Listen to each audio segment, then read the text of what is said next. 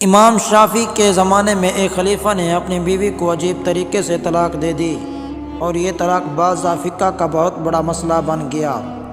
بادشاہ اپنی ملکہ کے ساتھ بیٹھا تھا کہ ہنسی مذاق میں اس نے ملکہ سے پوچھ لیا کہ تمہیں میری شکل کیسی لگتی ہے۔ ملکہ جو بادشاہ کی عزیز ترین بیگم تھی وہ مذاق کے موڈ میں بولی، مجھے آپ شکل سے جہنمی لگتے ہیں۔ یہ فقرہ سننے کے بعد بادشاہ کو غصہ آ گیا اور بولا، میں اگر جہنمی ہوں تو تمہیں 3 طلاقیں دیتا ہوں۔ ملکہ نے یہ سنا تو اس نے رونا شروع کر دیا۔ بادشاہ کو بھی تھوڑی دیر بعد اپنی غلطی کا احساس ہوا۔ اگلے دن بادشاہ سلامت نے ملک کے تمام علماء اور مفتی صاحبان کو دربار میں بلا لیا اور ان سے پوچھا کہ کیا اس طریقے سے میری طلاق ہو چکی ہے؟ سب کا باری باری یہی کہنا تھا کہ ہاں آپ کی طلاق ہو چکی ہے اور شریعت کے مطابق ملکہ اب آپ کی زوجہ نہیں رہی۔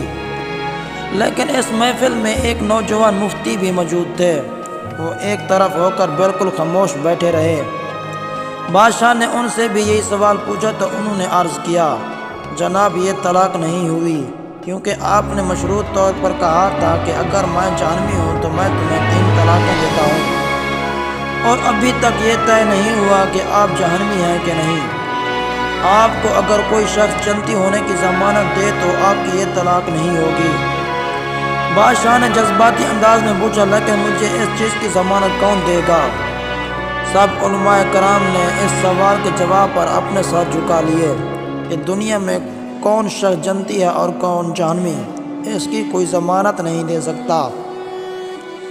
نوجوان مفتی نے جب تمام علماء کو خاموش دیکھا تو وہ بادشاہ سے مخاطب ہوئے، بادشاہ سلامت، میں آپ کو یہ گارنٹی دے سکتا ہوں، لیکن اس کے لیے میں آپ سے ایک سوال پوچھوں گا۔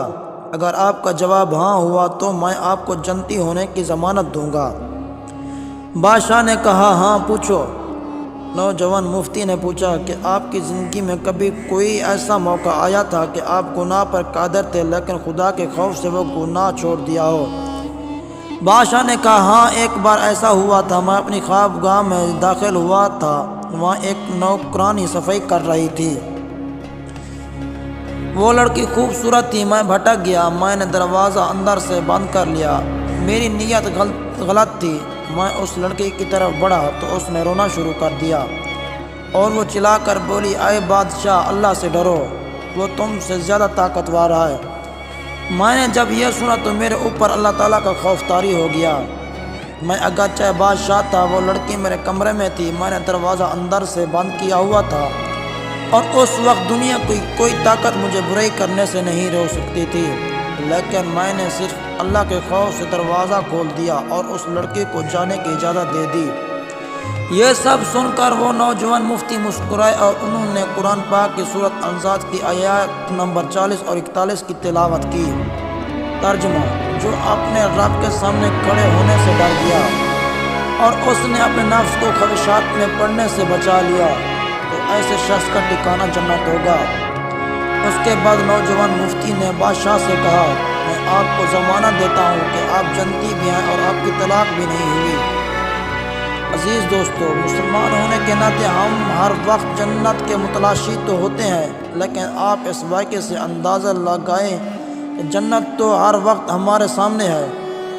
اس لیے صرف ایک چیز کی ضرورت ہے، وہ ہے خوف خدا۔ ہر اس گناہ سے توبہ کریں جس کو کرنے سے ہمارے اندر طاقت اور قدرت موجود ہے۔